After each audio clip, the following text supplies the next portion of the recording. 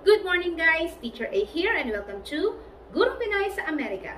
So for today, ang lesson natin ay still isa sa mga factoring strategies, pangatlo na, which is factoring perfect square trinomial. From the title itself, trinomial siya, and then perfect square, which means pwede natin makuha yung square root. So ang perfect square trinomial actually ay opposite ng square of a binomial na inaral natin sa special products. So, kung naaalala nyo, sa special products, if we have x plus y quantity squared, kapag sinolve natin siya, first step is square the first term. So, x times x is x squared. Ang second step natin ay multiply the first by the second times 2. So, x times y is xy times 2 is 2xy. Pasensya na sa background noise. And step 3, square the last term. So, y times y ay y squared. Sandali lang. Ang aking Unica iha ay maingay. Baby, quiet ka muna. Mama will make a video, okay? Thank you. So, going back sa ating lesson, dito sa factoring, ito ngayon ang ating given. Yan. And ito yung hahanapin nating sagot. Okay? So, kung plus ang given, ito siya. Kapag naman minus, so x minus y, quantity squared, ganun pa din. Square the first term, so x squared, first times second, negative xy times 2 ay negative 2xy. And then, square the last term, that's y squared. So, kapag ang given naman sa middle term ay negative, so therefore, ang binomial natin, yung second term niya ay negative din. So, paano yan? Let's have example number 1. So, number 1, we have x squared plus 6x plus 9. Pasok ba siya sa category na to? Check natin. Yes. Ang first term ay perfect square. Ang last term din ay perfect square. At ang middle term niya ay 2 times the square roots ng first and last. Okay? So, paano natin i-factor out ang given? So, madali lang. 2 steps lang. So, first step, kunin ang square root ng first term. Ibig sabihin, mag-isip tayo ng number or ng letter wherein, kapag minultiply sa sarili, yung lalabas ay yung nasa first term. So, here, x squared, and that is x. Kasi x times x ay x squared. Okay, so we have x. Next, positive lahat. Positive yung middle term natin. So, therefore, positive din to. Second step, kunin natin yung square root ng last term. 9. Ano yung number na kapag minultiply sa sarili? 9 ang lalabas? Okay, that's 3. 3 times 3 is 9. So, 3.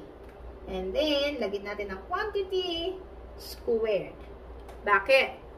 Kasi, ang ibig sabihin, yung factor nito ay 2x plus 3. So, x plus 3 times x plus 3. Kapag hindi nyo nilagyan ng exponent, isa lang, that's wrong. Okay? So, dapat dalawa. Kung ayaw nyo lagyan ng exponent, pwede rin siya x plus 3 times x plus 3. Okay? Same lang silang dalawa. Okay? Next, example number 2. Okay, number 2, 4m squared minus 20m plus 25. Yan. Factor out natin. So, again, first step, kunin ang square root ng first term. Doon muna tayo sa number. Ano yung number kapag minultiply sa sarili? 4 ang lalabas. So, that's 2. 2 times 2 is 4. So, 2. And then, may variable tayo. I-divide lang natin yung sa 2 or i-split natin sa dalawa. So, mag-isip ng number or letter pala. Kapag minultiply sa sarili, m squared ang lalabas. So, that's m. Or, yung exponent, i-divide by 2. That's 1. M pa rin ang lalabas. Okay? And then, check natin ang middle term. Ang middle term ay negative. So, therefore, ang second term natin dito ay negative din. So, after makuha yung first term, kunin naman natin yung square root ng last term. 25. Ano square root ng 25? Which means, mag-isip ng number, kapag minultiply sa sarili, 25 ang lalabas, that's 5. And then, quantity squared. So, therefore, ang sagot natin ay 2m minus 5 quantity squared or 2m minus 5 times 2m minus 5. Okay? Last example. Okay, number 3. 9p squared plus 24p cubed plus 16q squared. I-factor out natin siya. Perfect square trinomial. So, again, first step, kunin natin yung square root ng first term. 9. So, that's 3. Kasi 3 times 3 ay 9. So, 3. And then, p squared. So, that's p. Kasi p times p ay p squared. Or, si 2, i-divide by 2, that's 1. So, 3, p to the first power, pero hindi na siya sinusulat. Okay? Next step. Factor out natin yung last term. But before that, i-check muna yung middle term. Plus siya, positive. So, therefore, positive din to. Okay? So, 16, ang square root ay 4. Kasi 4 times 4 ay 16.